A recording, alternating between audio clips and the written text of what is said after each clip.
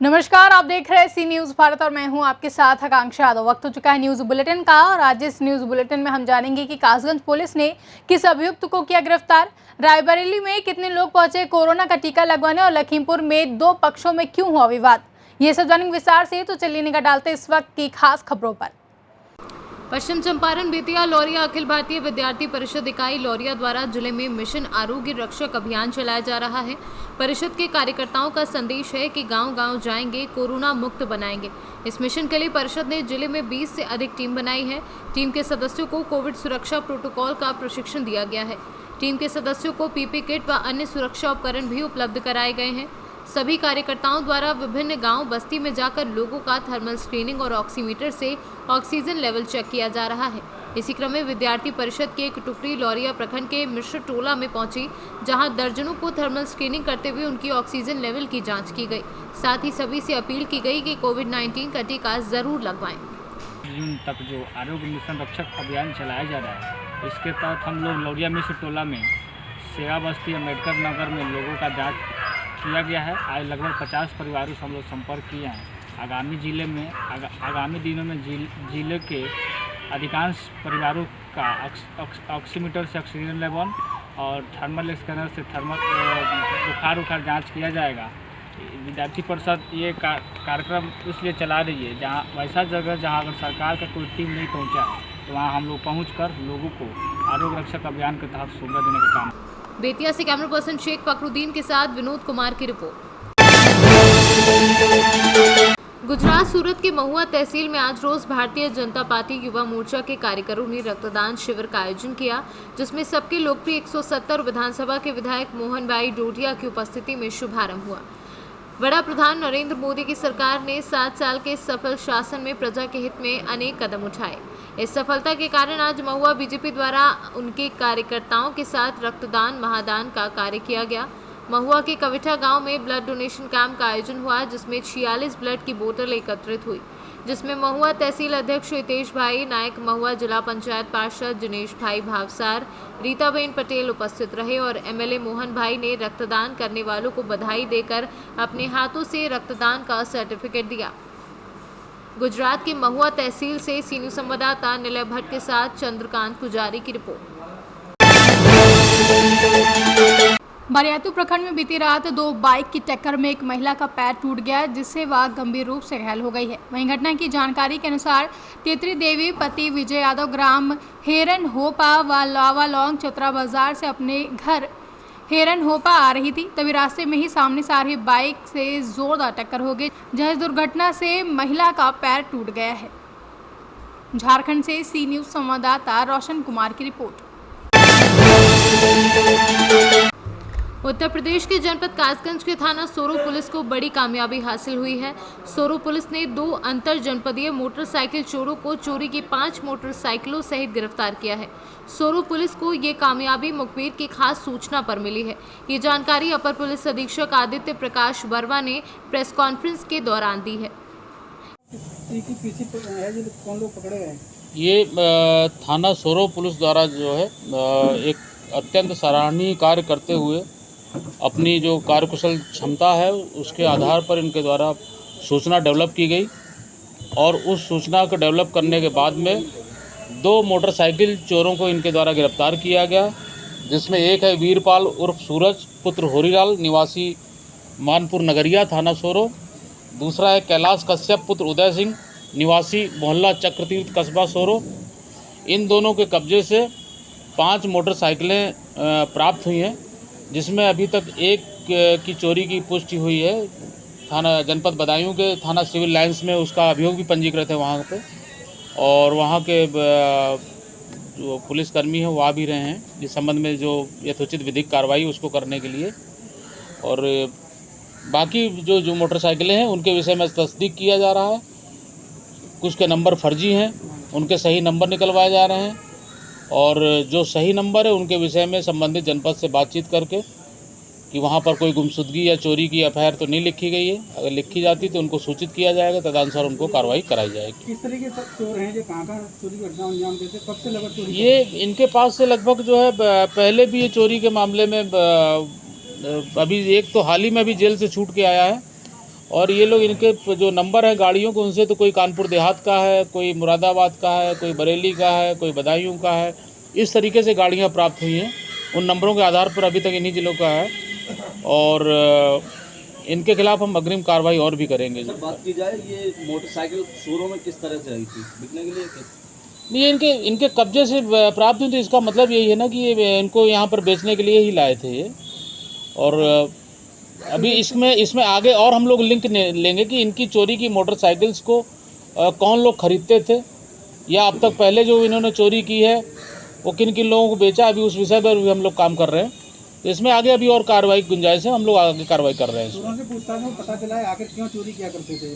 तो चोरी तो देखिए कोई शौक में नहीं करता, चोरी तो अपना इनका पैसे के रूप में था। क्योंकि पहले एक इसमें जो कौन सा पकड़ा गया, एक वीरपाल जो है इसमें अभी वो मोटरसाइकिल चोरी में ही पहले भी जेल से आ चुका है और लेकिन उसके बाद आने के बाद फिर उसने ये कार्रवाई की है। कासगंज से सीनू संवाददाता मानपाल सिंह की रिपोर्ट। खरगोन जिले में गुरुवार को बाजार खुलने की तैयारी प्रशासन स्तर पर शुरू की गई, जिसके लिए दुकानों का चिन्हांकन किया गया, जिसमें 1 और 2 नंबर की मार्किंग करके बारी बारी से दुकानों का संचालन होगा।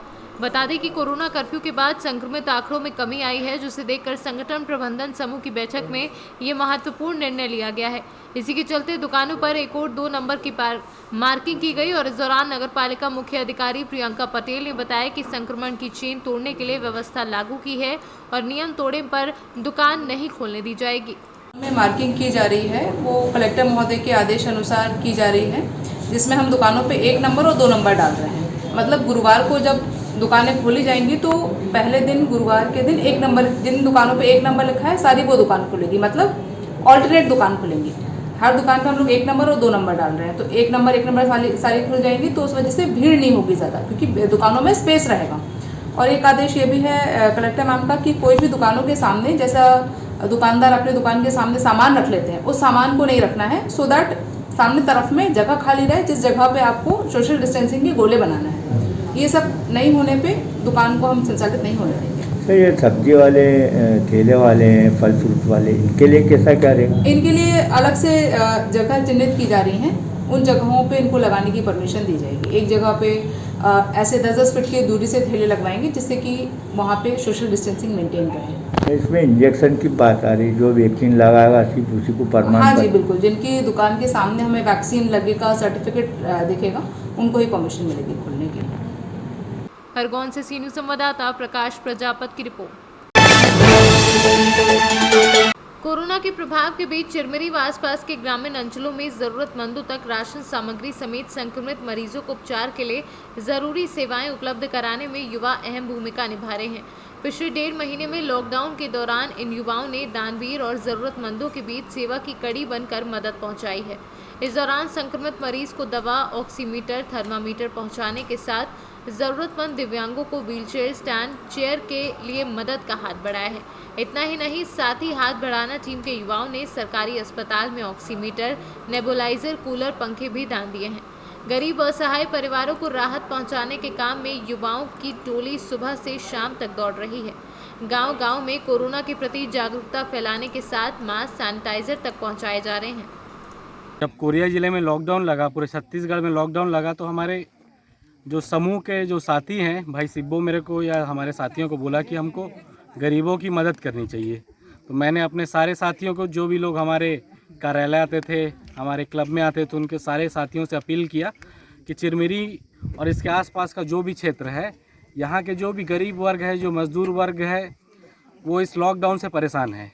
चूँकि उनके पास राशन नहीं है, किसी के पास सब्जी नहीं है, किसी के पास कुछ नहीं है, तो उसकी सेवा करने के लिए हम सभी साथी आगे आए। और हमारे जो मुहिम था साथी हाथ बढ़ाना समूह में हमारे मुख्य रूप से 15 सदस्य हैं।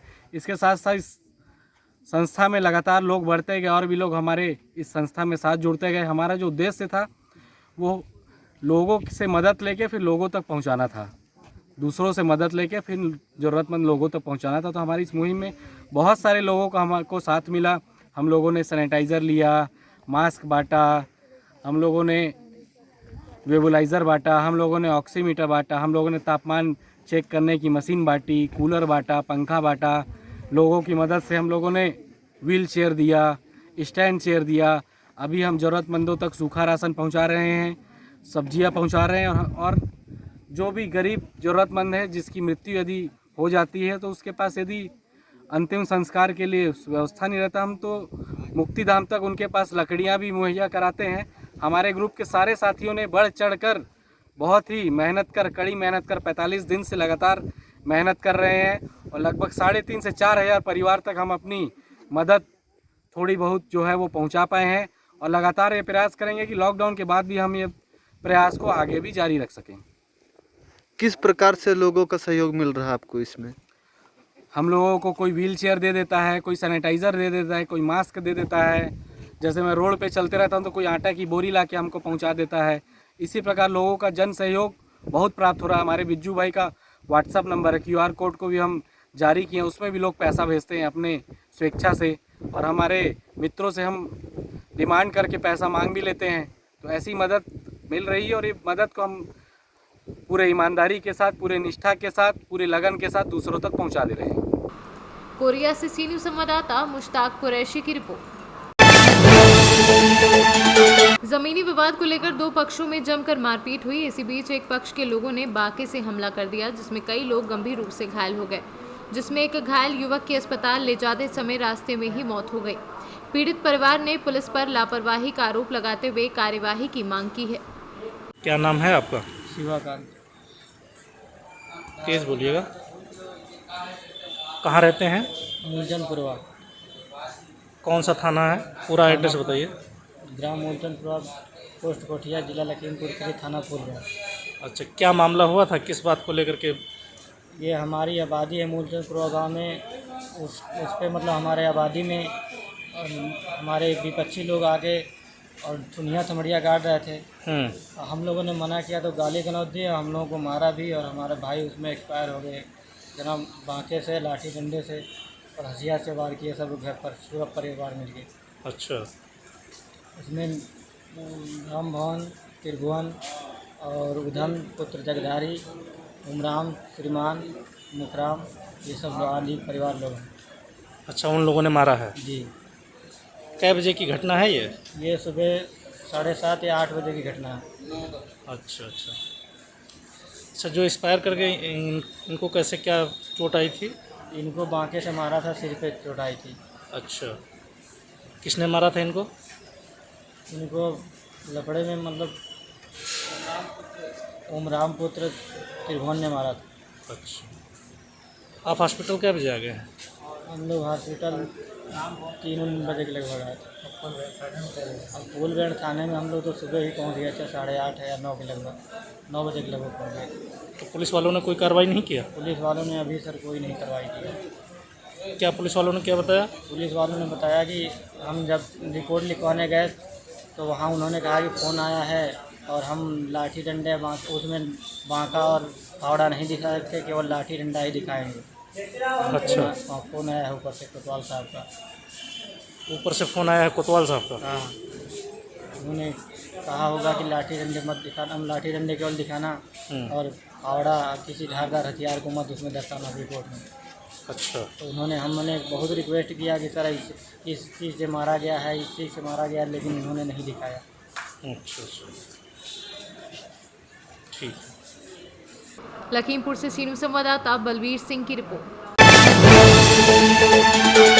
मालूमात थाना क्षेत्र के कुंडी ग्राम स्थित चेन्नई राधा क्रेशर कंपनी में कार्यरत 2 कर्मियों को अपराधियों ने गोली मारकर घायल कर दिया। जहां घटना के बारे में मिली जानकारी के अनुसार सोमवार मध्य रात्रि लगभग 8 बजे ब्लैक अपाची बाइक में सवार 3 अज्ञात अपराधियों ने कोयला क्रेशर के 12 नंबर कांटे के पास जानलेवा हमला कर दिया, जिससे अपराधियों ने संदीप गुप्ता सिरेगरा निवासी पर गोली चलाई, जिससे 2 गोली संदीप गुप्ता को बाएं कंधे पर लगी तो वहीं मांसपेशी को चीरते हुए छू कर निकल गई। दूसरी गोली हथेली पर लग गई है। जो सूचना जो मिली है वो बिल्कुल सत्य है। कल संध्या 7 बजे हमारे मगध कोल परियोजना में हम कोल ट्रांसपोर्टिंग का काम करते हैं और कल हम भी वहाँ पर 7 बजे से पहले वहाँ पहुँचे। हम अपना क्रशर कोल क्रशर के पास जैसे हम पहुँचे उससे पहले वो लोग गोलीबारी कर चुका था, लेकिन गोलीबारी करने के बाद वो लोग हमारे गाड़ी की तरफ ही वो लोग भाग करके आने लगा। और जैसे भाग के आने लगा तो उस पर हम अटैक करना चाहे, उसी समय तुरंत हमारे ऊपर 2 फायरिंग किया। 2 फायरिंग करने के बाद वो लोग शेरेगढ़ रोड में वो लोग भागने का कोशिश किया। हम उसी समय तुरंत बालूमाथ SDPO साहब को, पुलिस प्रशासन को हम खबर किए कि यहाँ पर मगध कोल परियोजना में इस तरह से घटना हो गया है और मैं अपराधी को पीछा कर रहा हूँ। शेरेगढ़ रोड में उसको पीछा करने लगे हम। उसके बाद वो गणेशपुर रोड में अपराधी मूव किया और गणेशपुर रोड में जैसे मूव किया तो मेरे ऊपर वहाँ फिर रोड में अंधाधुंध फायरिंग चालू कर दिया। लेकिन मेरे साथ मेरे गाड़ी में बैठे हुए हमारे बॉडीगार्ड साहब जवाबी में ये भी इधर से फायरिंग किए। गणेशपुर के ग्रामीण लोगों को जैसे खबर हुआ वहाँ पर वो लोग रोड अवरुद्ध कर दिया। और जब वहाँ पर रोड अवरुद्ध जब देखा अपराधी तो वहाँ पर क्या किया कि वो लोग अपना गाड़ी को वो लोग नीचे पटक करके और भागने लगा। भागते क्रम में उसी समय तुरंत हम पहुँचे, हमारे ऊपर फिर वहाँ अंधाधुंध फायरिंग चालू कर दिया गणेशपुर में। मेरे बॉडीगार्ड साहब भी इधर से जवाबी कार्रवाई दी है, लेकिन वो लोग लगा कि हम यहाँ कमज़ोर पड़ जाएंगे और ग्रामीणों से घिर चुके हैं। अंधेरा का लाभ दिखा करके फायरिंग करते हुए लोग भाग कर निकल गया। घटना से पूर्व कभी अपराधी गिरोह द्वारा आपको फ़ोन पे या किसी माध्यम से कोई सूचना दी गई थी और यह किनके द्वारा की जा रही है? मालूमात से सी न्यूज़ संवाददाता मोहम्मद अरबाज की रिपोर्ट। यूपी सरकार के निर्देश पर 18 वर्ष से 44 वर्ष तक के युवाओं का मेगा टीकाकरण अभियान आज से शुरू हो गया है। युवाओं के टीकाकरण के लिए आज शहर में 7 सेंटर और ग्रामीण क्षेत्रों के लिए 9 CHC में इंतजाम किए गए हैं, जिसका निरीक्षण करने जिलाधिकारी वैभव श्रीवास्तव मौके पर पहुंचकर टीकाकरण सेंटरों का जायजा लिया, जिसमें जिला अस्पताल, IMA भवन, एम्स, PSC, देवानंदपुर और गौरा बाजार में युवाओं को टीके लगाए जा रहे हैं। यहाँ पर आज कितने लोगों का टीकाकरण होना है? यहाँ पे हमारे यहाँ 100 लोगों को लगता है। कितने बजे से यहाँ पर चालू हुआ है? 10 से 5 बजे का। अभी तक कितने लोगों ने वैक्सीन लगवाई है? 15 लोगों ने लगवाई। रायबरेली से सीनू संवाददाता कमाल अहमद की रिपोर्ट। फिलहाल के लिए न्यूज़ बुलेटिन में बस इतना ही। देश और दुनिया की तमाम बड़ी खबरों के लिए देखते रहिए सी न्यूज़ भारत।